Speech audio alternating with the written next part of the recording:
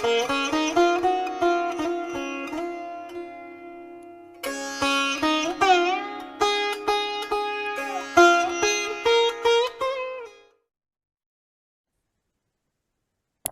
right, hello and welcome once again to White Lotus of Light conversational series, and I am thrilled and honored to have Bibhu Dev Misra on the show, and today we're going to be talking about his book Yuga Shift, and I'm going to introduce Mr. Bibhu Dev Misra here in just a moment, but before we do, I wanted to launch into one thing. I had a comment recently by someone, and I just wanted to mention that it's really important, especially when you're looking into doing any sort of research that's outside the mainstream, right? Which is kind of what this channel is really all about, the esoteric, the occult, the hidden. It's really important that you not think that anyone has all the answers. I certainly don't have all the answers. And what I suggest to everyone is that they do their own research and to trust your inner guidance and discernment, whether it's with me or with anyone else. You shouldn't just ever take anyone, some online personality, just at their word. I mean, there are certain things that I share in this channel that are very much like my gnosis or direct experience, and I'll share that, and I'll even share it with a degree of confidence because I know that that happened to me. I know that that was my real experience, and so I can feel comfortable sharing it with confidence. And so I just think it's important that you never have people you unfailingly trust unless you know them very well in real life. There's lots of bad actors out in the truth community, and just in general here at the end of Kali Yuga, which is going to be a theme here today with Bibhu. And so at the end of the day, you just have to trust your own heart and your connection to God and not me or anyone else. And, you know, I learn a ton from my guests, my clients, my subscribers and viewers who comment down below. And I get stumped all the time in live chats. Anyone who watches me a lot knows I get stumped. The thing is, I try not to speak about things unless I have a well-formed opinion or a lot of knowledge. And when I do, I speak with confidence because I usually just won't talk about stuff unless I have, you know, I'll either make it clear I don't know a lot about it or I just won't comment about it at all.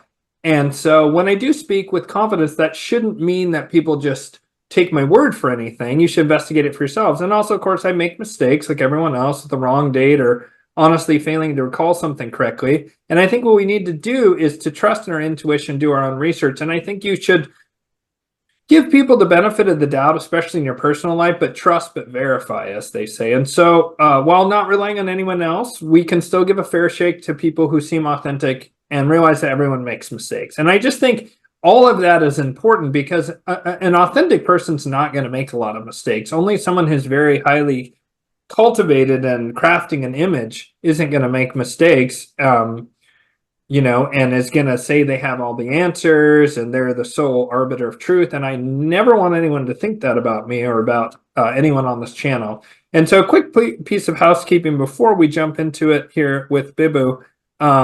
I do have only 4 slots left, 2 in the US, 2 in Oceania, Australia, for the January 25th Angelic Magic class. We're going to be shutting down registration here on the 18th, so just a few days from now by the time this video is up. And so this is a class for those who feel the call to connect with the angelic realms and transform their lives in miraculous ways. And so just go to whitelotusoflight.com/consultations, scroll to the bottom and you can sign up. And you know, a lot of people have told me that it's been a really transformative and positive experience that helps you get more in alignment with natural law, and therefore you attract abundance and career success and all manner of positive things to your life. And so, as I said at the beginning, there's a lot of people who know a lot more than I do and are just very knowledgeable. And my guest, Bibhu Dev Misra, is one of them. This is a very learned gentleman who is an old school scholar who really does his research and doesn't just make grandiose claims. He makes grandiose claims that are rooted in tremendous research and citation. And so I'm just going to read Bibhu's introduction here, and then we'll launch into it. And so Bibhu Dev Misra has been actively researching and writing on ancient civilizations and ancient mysteries for more than a decade. He's a regular contributor to many alternative magazines and websites such as New Dawn, Nexus, Mysterious Universe, GrahamHancock.com, which is where I found Bibhu several years ago.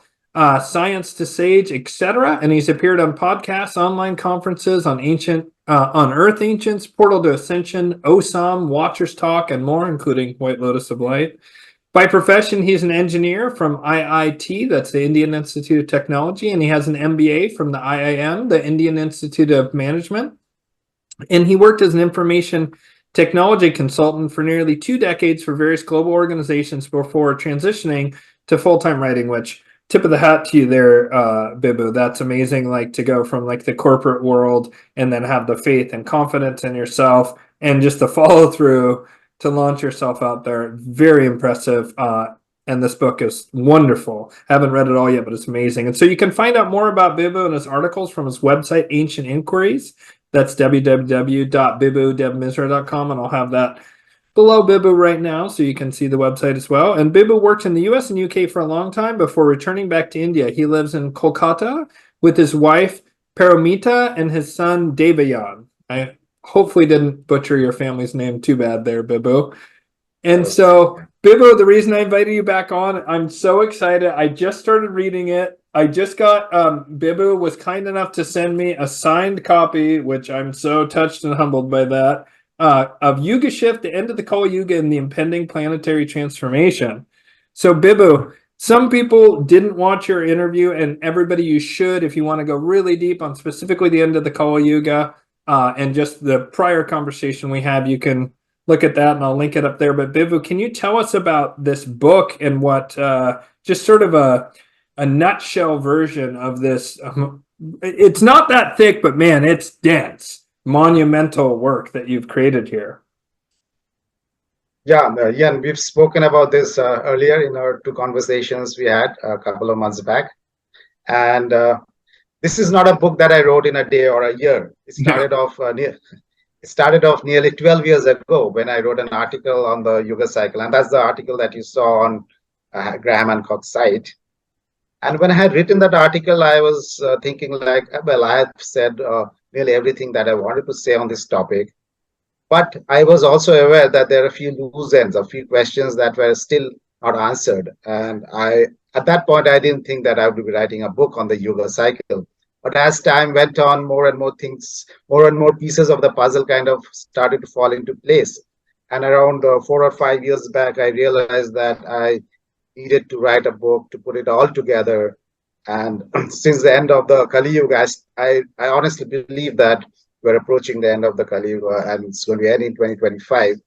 I thought it's an important book at this point of time to make people aware of some very fundamental changes that's very likely to happen to our world. And the way that things are going now, that's not going to last forever. So people should, at least give it a thought, even if they don't follow through with all my suggestions and all my observations. They must give it a thought, and they should try to read the article and the book.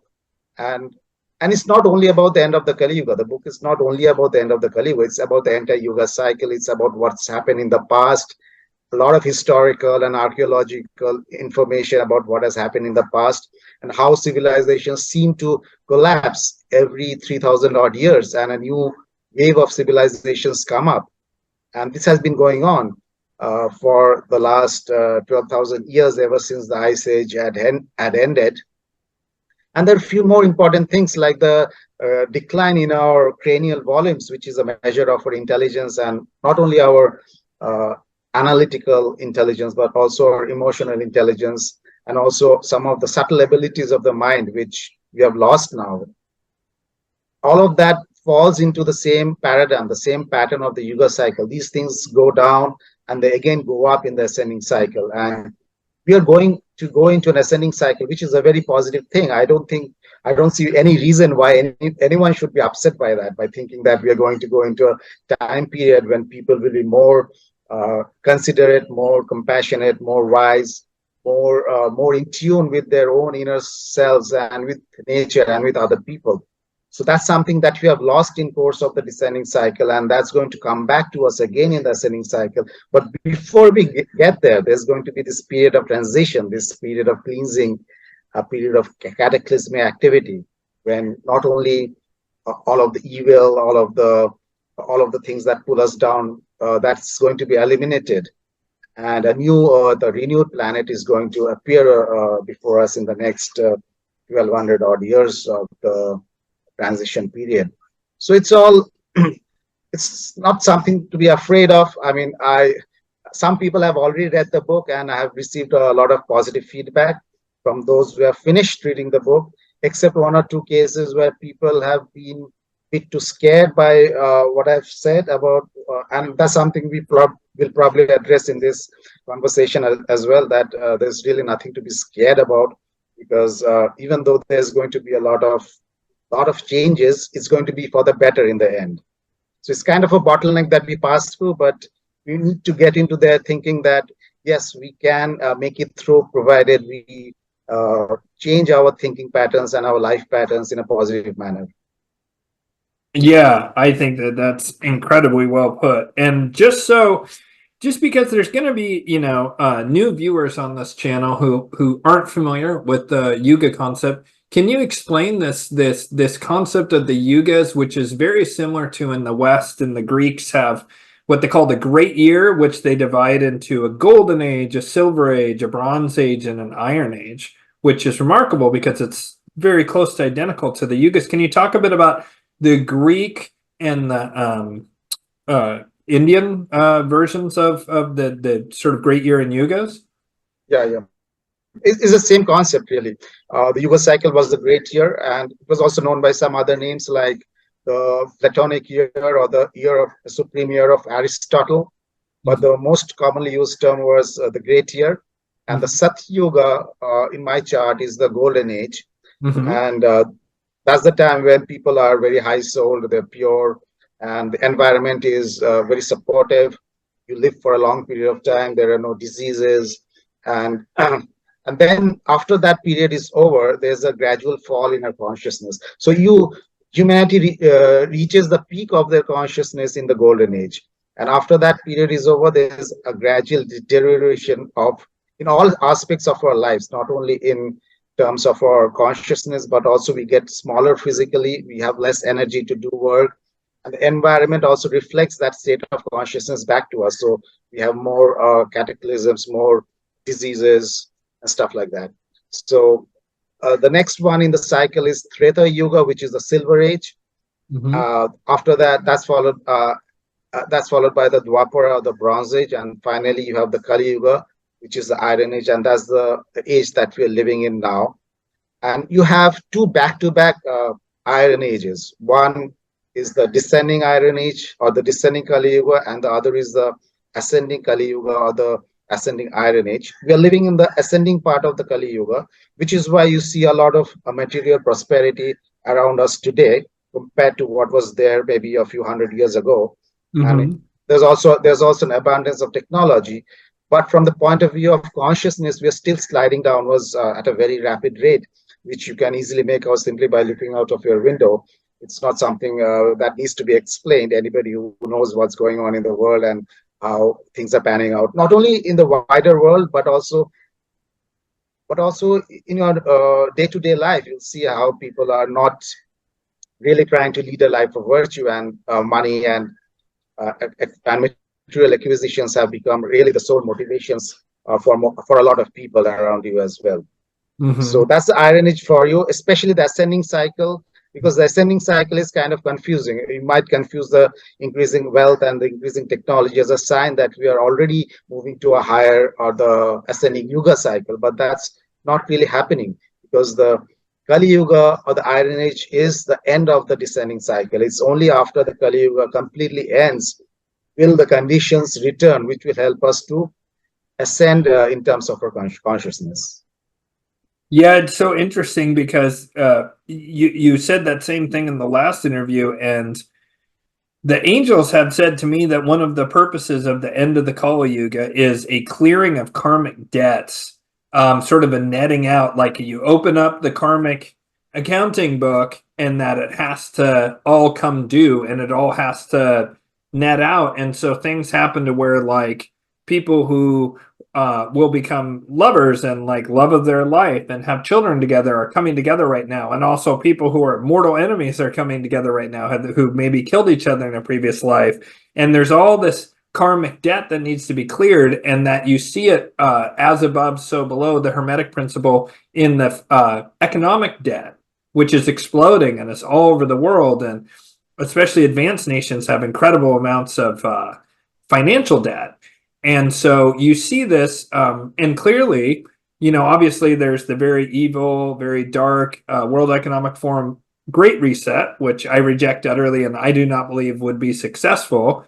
But there is a need for some sort of reset, just from a purely financial level. And that is an extension of these internal factors, both in terms of the mind and also in terms of karmas, which are externalized as this debt. And so it's very fascinating to me that you see actually the second Kali Yuga as the true end, even though it would intuitively be that nadir, that lowest point between the two Kali Yugas. You would think that that's, it's an ascending Kali Yuga. Surely that should be now starting a new phase. But actually, both what the angels told me and what your research has concluded is that no, it's actually the end of the Kali Yuga. And in about 70 years, 0 degrees Capricorn will line up exactly with the galactic center on the winter solstice, which some people are saying that starts an entirely new great year. That is the end of the actual great year. The astrological great year is when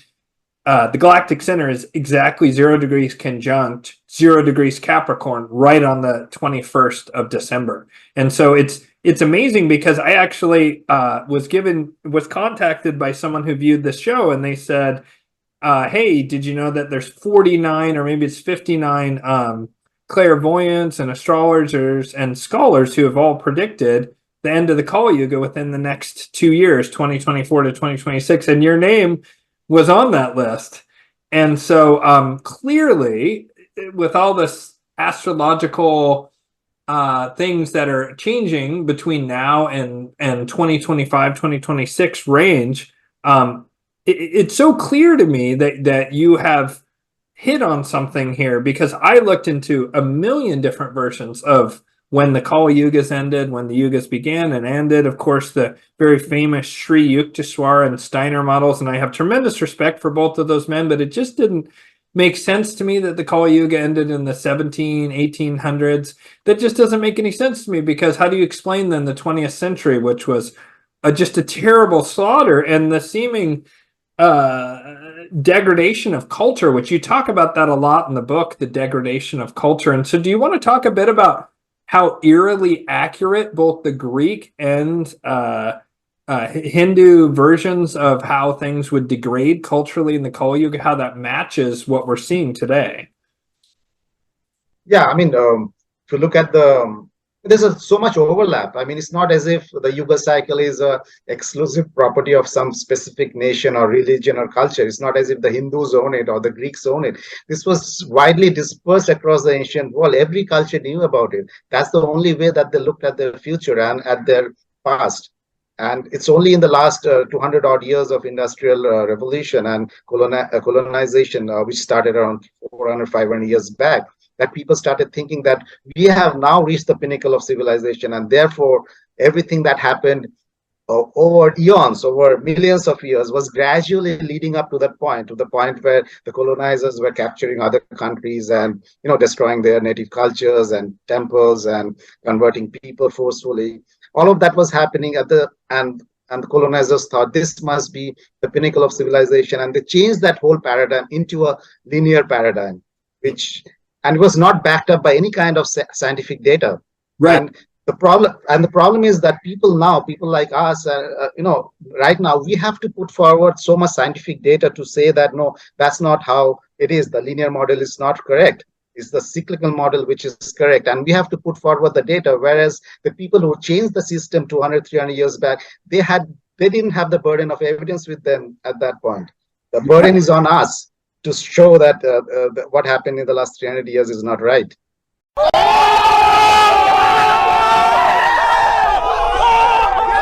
To some degree, that concept came out of the Zoroastrians in Persia, and that is, to me, sort of like, it's one of the root myths, certainly in the modern West, this idea of this linear progression and upward movement, and that and that somehow we're the pinnacle of civilization, despite all these legends and myths worldwide of a previous golden age and how we descended from that. And also just ignoring things like the fact that Old Kingdom Egypt, mysteriously, and pre-dynastic Egypt, especially they found these crazy vases that were worked in a way that's impossible, and like red or pink granite statues that are just like have super fine detail that are just impossible for where they found it, that showed some kind of machining, it seems, or some kind of technology that we are not familiar with at all. In fact, a lot of different things, and that it seemed that they were at the highest state at the oldest date, and that construction methods degraded over time rather than improving.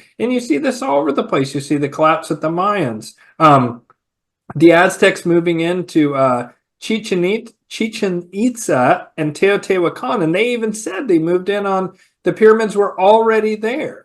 And so all over the world, you see this pattern of actually a degradation. You want to comment on that? Yeah, and it's not just technology. I mean, technologically, there are so many pieces of evidence. Like, I mean, they had this capability to move these huge blocks of stone, like the pyramids, or maybe the walls at Sacsayhuaman in Peru. I mean, they literally lifted these 200, 300 blocks of tons of stone, and they put them together almost as if they were melted prior to being stuck together. So they had some kind of technology by which they could put stones together without using any kind of mortar like we do today. And we don't know what that technology is. So technology is one part of it. But even think about something like astrology, which you're an expert at. How does a discipline like astrology come up? Because it's based on the kind of energies transmitted by planets and star systems at the point of your birth and throughout your life, in fact, which determines your personality and your progression in life. And how do you figure out a discipline like that, which is so accurate? I mean, anybody who does a Vedic astrological session would know how accurate it is in predicting your personality and your life progression. But how do you figure out a discipline like that? But the ancients didn't say that. We found it out by some empirical method. They said that it was given to us.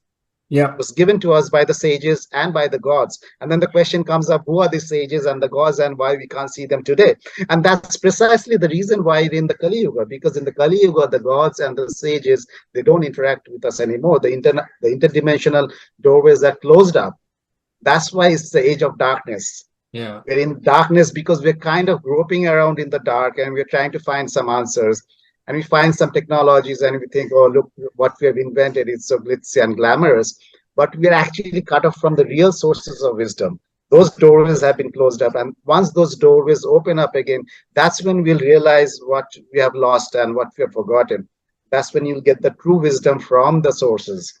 I love that. It's interesting. I would say that some doorways closed and other doorways opened, because I do think that, unfortunately, demonic influences, and I forget what the is it asuras are kind of the demonic force in the Hindu mythology. Is that correct?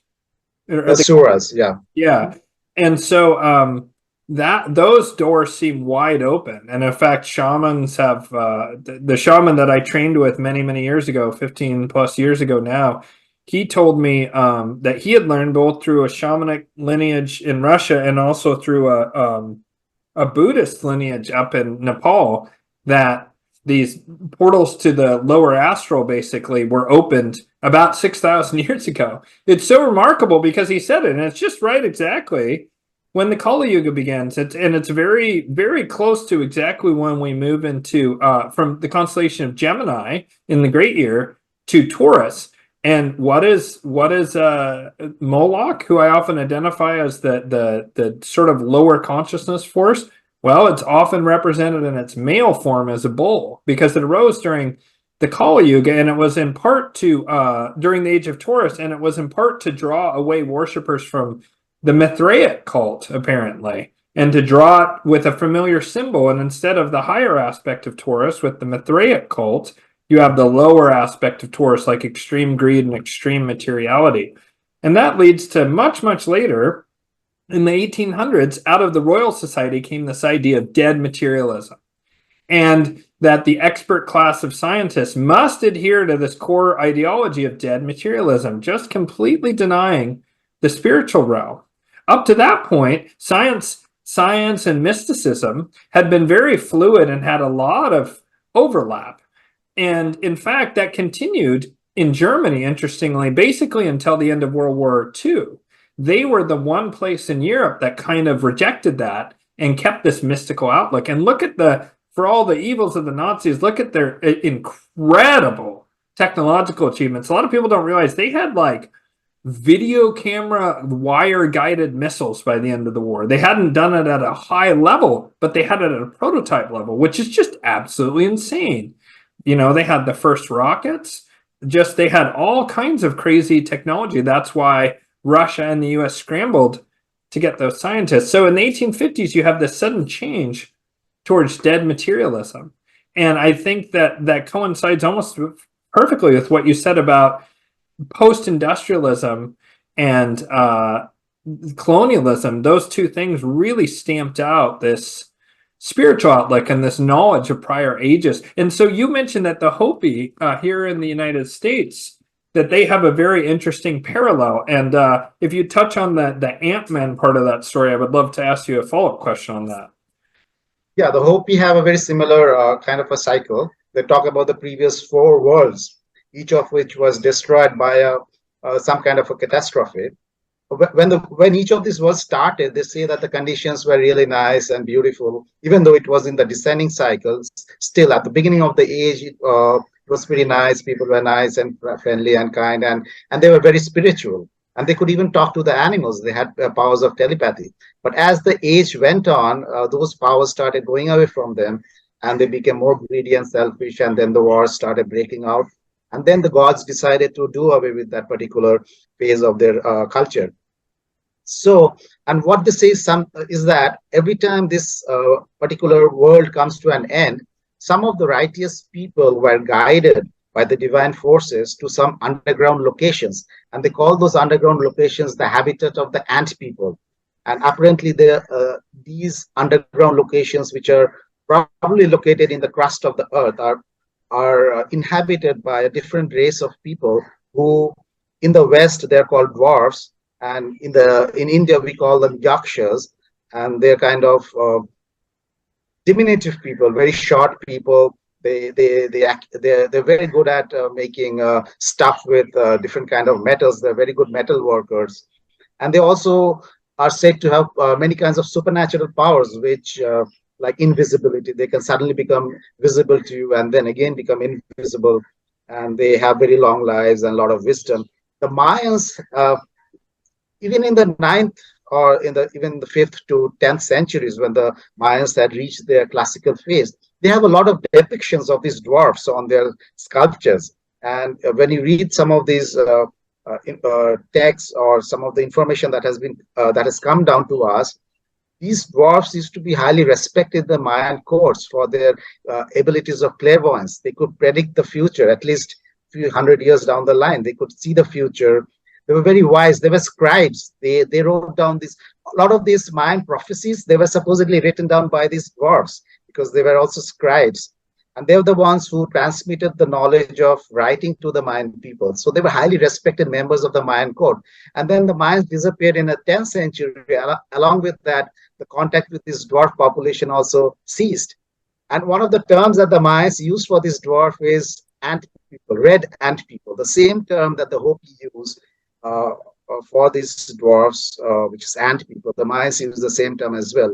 And this has been clarified by a very established Mayan scholar, Thompson, I think, said that the term that the Mayans used was red ant people. And the Mayans said that the dwarfs were the ones who built the ancient Mayan cities, and they had the ability to whistle. The stones would miraculously move through the air, and they would build their cities or their pyramids in, half a day or one day.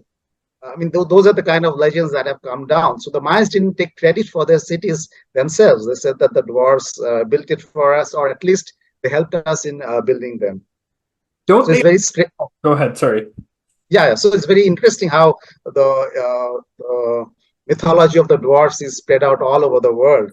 and they're given so much credit for helping humanity in acquiring a lot of wisdom as well as technical abilities in the bygone ages. You mentioned in the book that they whistle and the stones came together to make a road or a building of some sort. That sounds to me like this supposed acoustic technology, to where like I believe it was the man who wrote 12 Years in Tibet or something like that, the German guy who claimed that he had seen monks up in the Himalayas who would all get around a boulder and chant, and then the boulder lifted up off the ground, this, multi-ton boulder, because they knew some specific resonant chant.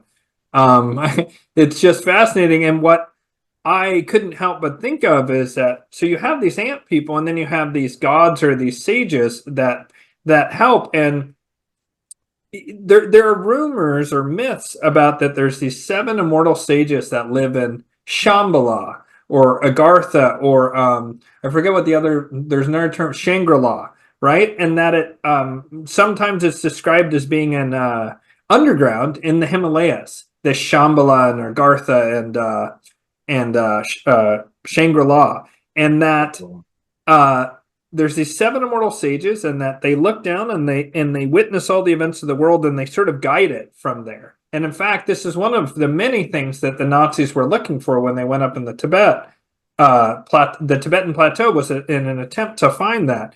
What I find so interesting about that is the Hopi, if I remember correctly, claim to have come from Tibet, and they actually have certain linguistic characteristics that are very similar to Tibetan people. And they claim that they came from Tibet from underground.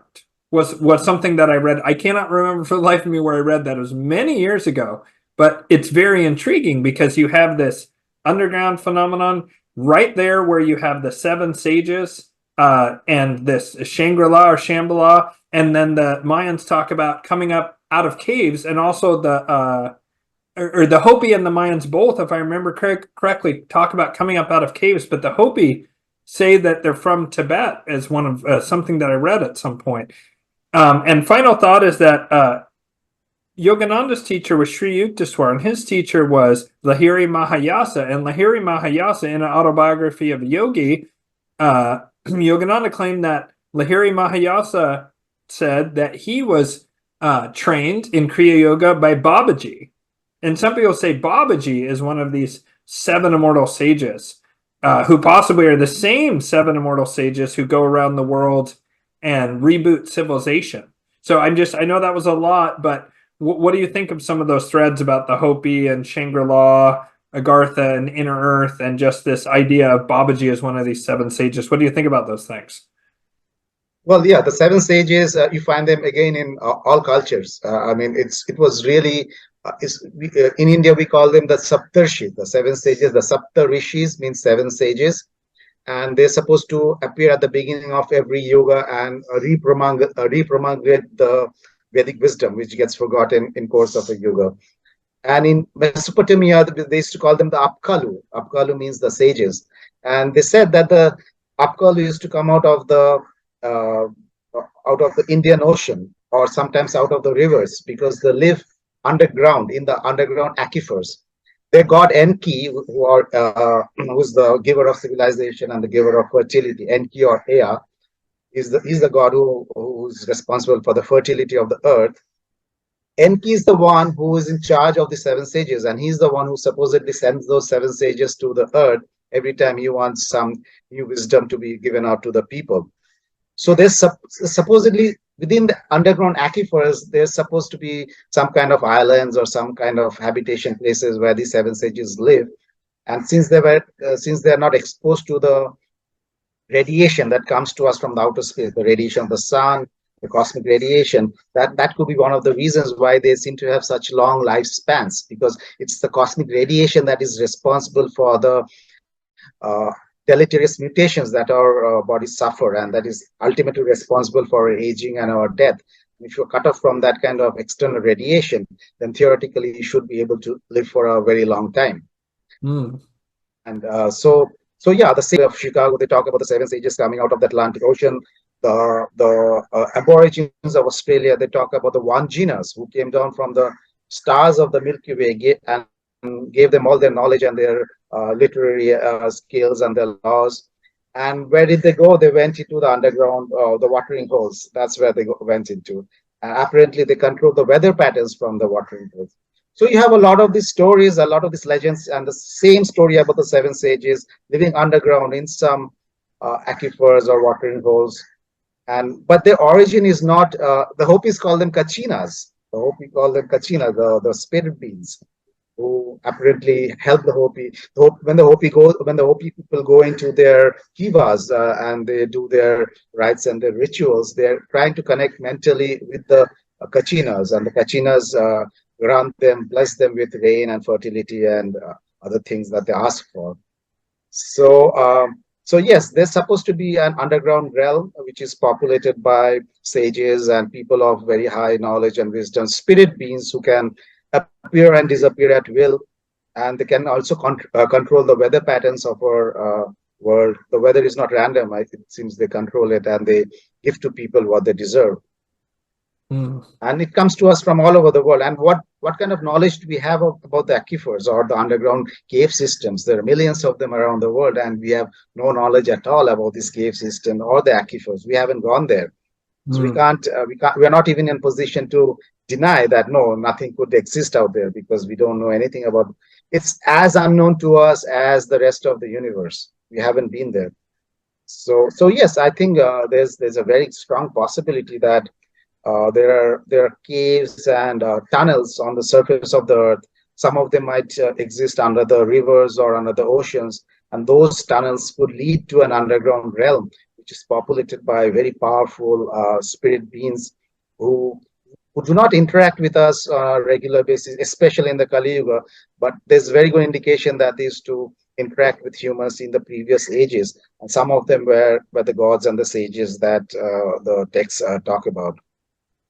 So I had a that's super interesting, because I definitely I talk often, and I'll just go ahead and make the last few flat earthers who watch this channel will unsubscribe when I say this, but I often talk about how flat earth to me is clearly not real. It's a misunderstanding of a variety of different mythological and spiritual concepts. But hollow earth makes sense to me from a physical point of view, at least honeycombed earth, which is sort of this tunnel systems you're talking about. But I'm even open to a tube torus shape for the planet, because you see that replicated in nature. And so there being extensive ruins. I mean, we already know, we found in Turkey and Cappadocia, we found a very extensive underground city that's fairly primitive, but it's quite a remarkable feat of construction, to put it mildly. Like, it must have taken decades or centuries or perhaps even longer, and we didn't even know about that till someone found it completely by accident. So there could easily be this sort of thing in the Himalayas or the Andes,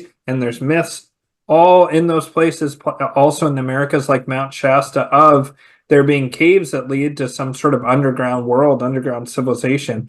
And so that sort of thing, I think, has a lot of legs. What's interesting is that in one of the Hopi myths you talk about in Yuga Shift, you mentioned that they keep going into the ant people's kivas, right? This underground realm. But you say in one of the times they went into a reed, a hollow reed, and then went underwater. And that was how they escaped that particular thing. And I couldn't help but think some of the Sapta Rishi or Seven Sages stories talk about them coming up out of the water, out of the ocean, where it sounds like, and they're often wearing some kind of weird outfit that the people interpret as fish-like in some way, perhaps like scuba gear, something like that. But I wonder, like, perhaps they had some sort of submarine technology, and that was being recounted in a way that those people could understand. So they said a hollow reed. Because if you think about it, a reed is a tube. It's a hollow tube.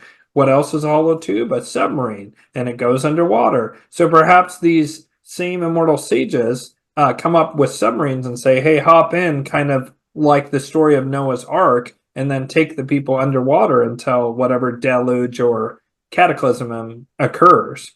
So what do you think? What do you think about that first, and then I have another question for you. Well, if you know, if you follow some of the UFO accounts, a lot of UFOs have been seen emerging from water bodies. I mean, they come out of lakes, they come out of oceans, and they also get into lakes and oceans and disappear. And I read one of these accounts where a person was waiting for this UFO to come out of a particular lake, and later he saw that UFO re-enter back into that lake, which kind of tells you that, yeah, I mean, some of these people could be using advanced machines like UFOs, whatever they are made of, who knows, and not only to move around under the water, but also to move around on Earth, and maybe even travel to other planetary systems.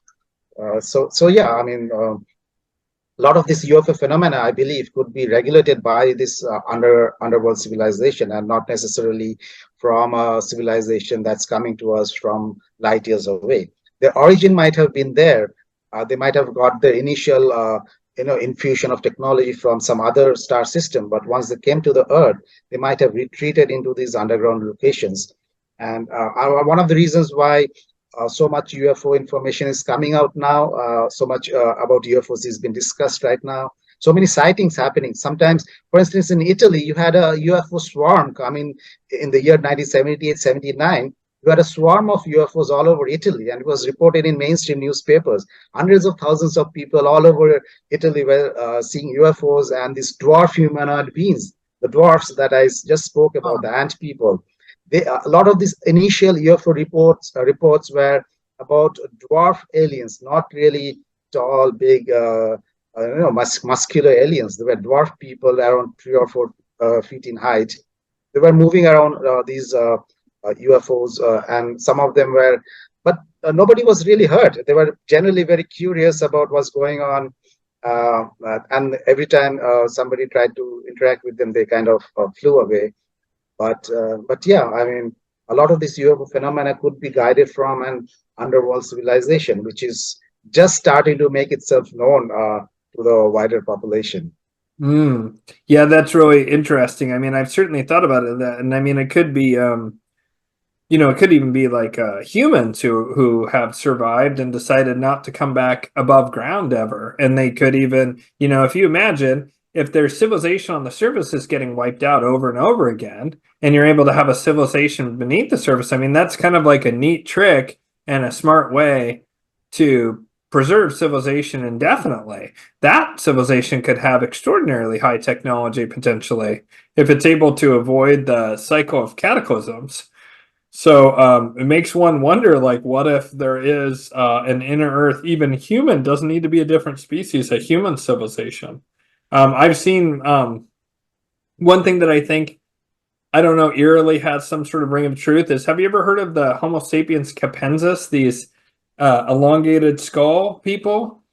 There's some people who say that there's a separate species of hominid that's like us, but it's incredibly good at calculating, in particular, like mathematical and abstract concepts, but it's not particularly spiritual or emotional, and that this other hominid group has actually secretly dominated humanity for quite some time. And in certain places, you find these elongated skulls, and they don't have the sutures that humans have. They don't have the cranial sutures.